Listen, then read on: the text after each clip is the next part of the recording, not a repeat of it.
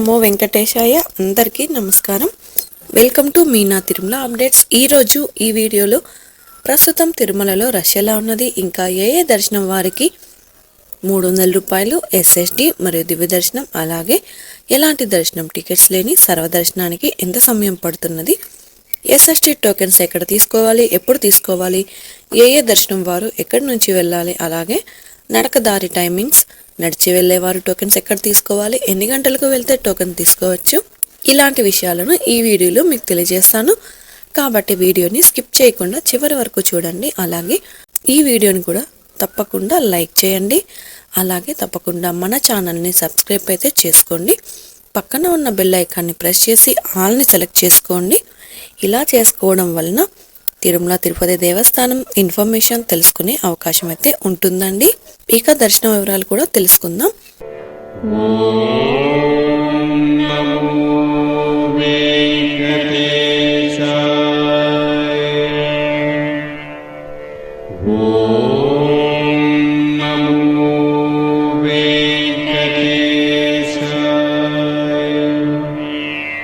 నిన్నటి రోజున గురువారం రోజున శ్రీవారిని 62,756 మంది శ్రీవారి భక్తులు స్వామివారిని దర్శనం చేసుకున్నారు. 31,510 మంది శ్రీవారి భక్తులు స్వామివారికి హుండీ కానుకలు సమర్పించారండి.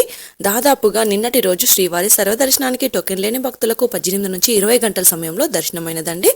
31,510 మంది శ్రీవారి భక్తులు స్వామివారికి తలనీలాలు సమర్పించారు. 4,23,00,000 రూపాయలు భక్తులు స్వామివారికి సమర్పించిన హుండీ కానుకలండి. ఎస్ఎస్డి మరియు దివ్య దర్శనం టోకెన్స్ ఉన్న భక్తులకైతే 4 నుంచి 8 గంటల సమయంలో దర్శనమైనది. అలాగే 300 రూపాయల దర్శనం టికెట్స్ ఉన్న వారికైతే 3 నుంచి 5 గంటల సమయంలో దర్శనమైనదండి. నిన్నటి రోజు ఉదయం నుంచి వైకుంఠంలోని కంపార్ట్మెంట్స్ అలాగే నారాయణగిరి షెడ్స్ అన్ని ఫుల్ అవ్వడం వలన బయట ఉన్న క్యూ లైన్లో భక్తులు వెయిట్ చేస్తూ ఉన్నారు. ఇక ఈరోజు తిరుమలలో భక్తుల రద్దీ సాధారణం కంటే ఎక్కువగానే ఉన్నారండి. ఈరోజు ఉదయం 5 గంటలకు వైకుంఠంలోని అన్ని కంపార్ట్మెంట్స్లలో ఎలాంటి దర్శనం టికెట్స్ మరియు టోకెన్స్ లేని భక్తులు సర్వదర్శనం కోసం అయితే వెయిట్ చేస్తున్నారు. అలాగే నారాయణగిరి షెడ్స్ అన్ని కూడా నిండిపోయి నారాయణగిరి గార్డెన్ నుంచి బయట ఉన్న క్యూ లైన్లో బాట గంగమ్మ టెంపుల్ వరకు భక్తులు వేచి ఉన్నారు. వైకుంఠంలోని కంపార్ట్మెంట్లలో వెయిట్ చేస్తున్న భక్తులకు సుమారుగా 20 గంటల సమయంలో దర్శనం అయ్యే అవకాశం అయితే ఉందండి. నారాయణగిరి షెడ్లలో వేచి ఉన్న భక్తులకు సుమారుగా 24 గంటల సమయంలో దర్శనం అవ్వచ్చు. ఇక ఈరోజు శ్రీవారి సర్వదర్శనానికి అంటే ఎలాంటి దర్శనం టికెట్స్ లేని భక్తులు క్యూ లైన్లో ఎంటర్ అయ్యే వారికి సుమారుగా 20 నుంచి 24 గంటల సమయంలో దర్శనం అయ్యే అవకాశం అయితే ఉందండి. ఎస్ఎస్టీ మరియు దివ్య దర్శనం టోకెన్స్ ఉన్న భక్తులకు సుమారుగా 5 నుంచి 10 గంటల సమయంలో దర్శనం అవ్వచ్చు. ఇక ఈరోజు 300 రూపాయల స్పెషల్ ఎంట్రీ దర్శనం వారికి అలాగే 500 రూపాయల విచువల్ సేవా దర్శనం టికెట్స్ ఉన్న వారికి 4 గంటల నుంచి 6 గంటల సమయంలో దర్శనం అయ్యే అవకాశం అయితే ఉందండి. స్వామివారి దర్శనం కోసం తిరుమలకు వచ్చే భక్తులను బట్టి దర్శన సమయంలో కూడా మార్పులు ఉంటాయి. కాబట్టి శ్రీవారి భక్తులు ఈ విషయాన్ని గమనించగలరు. రష్ ఎక్కువగా ఉంటే పైన తెలియజేసిన సమయం కంటే ఇంకాస్త దర్శనం ఆలస్యం అవ్వచ్చు. రష్ తక్కువగా ఉంటే దర్శనం త్వరగా అయ్యే అవకాశం అయితే ఉంటుందండి. ఇక ఈరోజు శుక్రవారం సర్వదర్శనానికి సంబంధించిన ఎస్ఎస్టీ టోకెన్స్ ఇచ్చారు. ఈ టోకెన్స్ కోసం భక్తులు నిన్నటి రాత్రి 7 గంటల నుంచి క్యూ లైన్లో ఉన్నారు. ఈరోజు టోకెన్స్ రాత్రి 2 గంటల నుంచి ఎస్ఎస్టీ టోకెన్స్ ఇవ్వడం అయితే స్టార్ట్ చేశారు. ఈరోజు ఉదయం 5 గంటల లోపు ఈరోజు టోకెన్స్ కోట పూర్తి అయిందండి. తిరుమలలో టీటీడీ ఈవో శ్యామలరావు ప్రక్షాళన మొదలుపెట్టారు. వరుసగా సమీక్షలు చేస్తున్న టీటీడీ ఈవో కొండపై అధిక ధరల వ్యవహారాలపై ఫోకస్ పెట్టారండి. షాపులు, హోటల్స్ మరియు క్యాంటీన్లలో అధిక ధరలకు ఆహార పదార్థాలను వస్తువుల్ని విక్రయిస్తే చర్యలు తప్పవని హెచ్చరించారు. వచ్చిన 2 రోజులకే శ్రీవారి ఆలయం చుట్టూ బేడి ఆంజనేయ స్వామి ఆలయం, వాహన మండపం, రాంబాగీచా భక్తుల రద్దీ ఎక్కువగా ఉండే 4 మాడవీధులలో వైట్ కూల్ పెయింట్ కూడా వేశారు.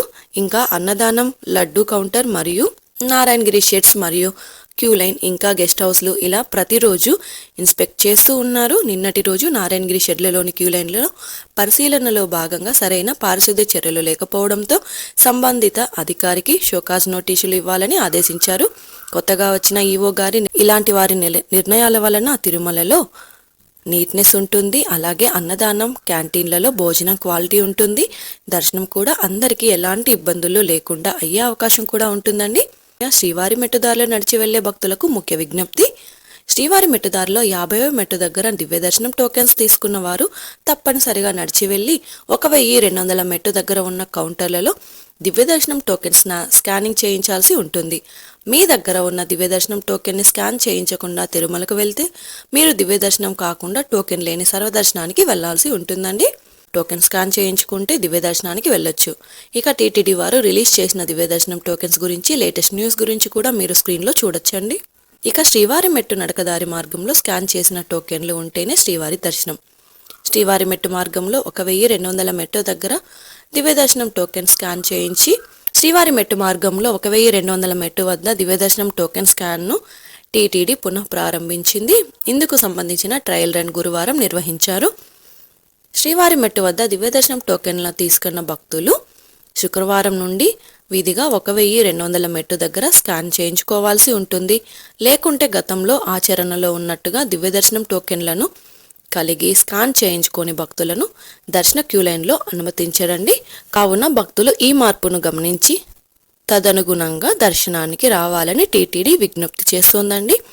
అంటే ఈ రోజు నుంచి శ్రీవారి మెట్టు దారిలో దివ్య దర్శనం టోకెన్ తీసుకున్న భక్తులు తప్పకుండా శ్రీవారి మెట్టు దారిలో నడిచి వెళ్ళి 1200 మెట్టు దగ్గర ఉన్న టీటీడీ వారు ఏర్పాటు చేసిన కౌంటర్ వద్ద మీ టోకెన్ని స్కాన్ చేయించిన తరువాత మాత్రమే దివ్య దర్శనానికి అలౌ చేస్తారండి.